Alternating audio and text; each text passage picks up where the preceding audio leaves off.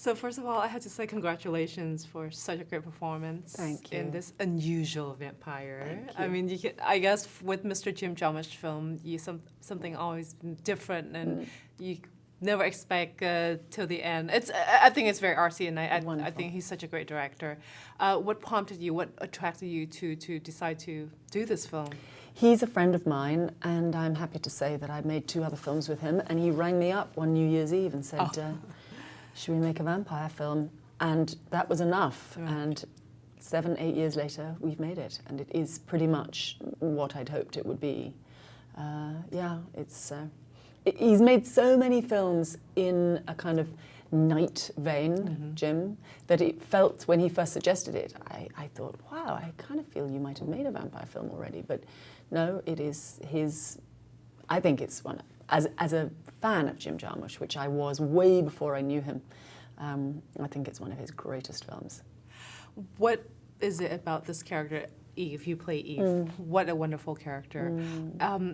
It's interesting. Vampire, it's a vampire movie, but it's not just a vampire movie, it's also a love story. Why do you think Eve and Adam, for so many years being apart, what brings them always back together? They're always coming back together because they really love each other. Right. They love each other through thick and thin. They are a couple.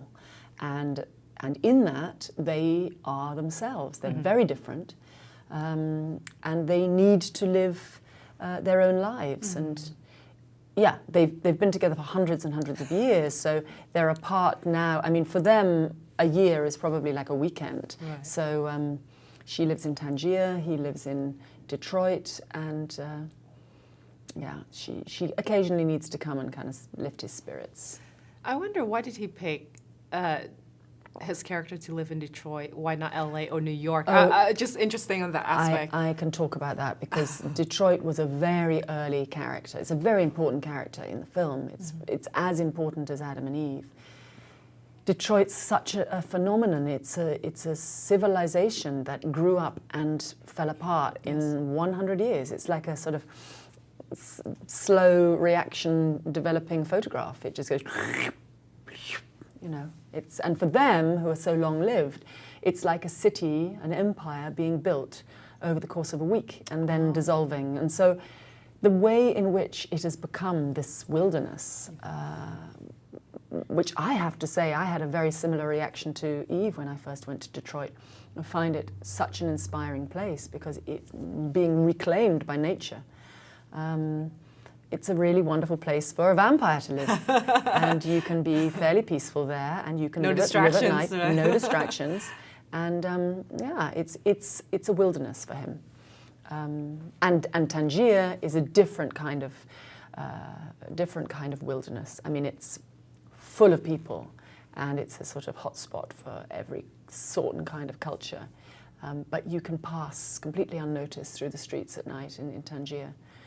And you could live at any century in Tangier. You could, you could dress in any way in Tangier and no one would look at you because it's all there. Right, right. You are such an amazing, you have such an amazing range as an actor. So now what's next for you? What are you planning to do next? Because you've done so many great films in your career. Right? Oh, thank you. That's kind to say. I've only made one more film which is yet to come out in the States, which I'm really excited about, which is a film by the great Korean master Bong Joon-ho. Yes, yes. Snowpiercer. Yes. And that is coming in June, finally. I say finally because it's opened all over the world and it's a sort of mega hit and an extraordinary film. And I'm proud to say that I'm in that one. Snowpiercer. Yeah. Can't wait, though. I heard many great things about that film. Thank you so much for talking to us. Thank you. Have a great day. Indeed.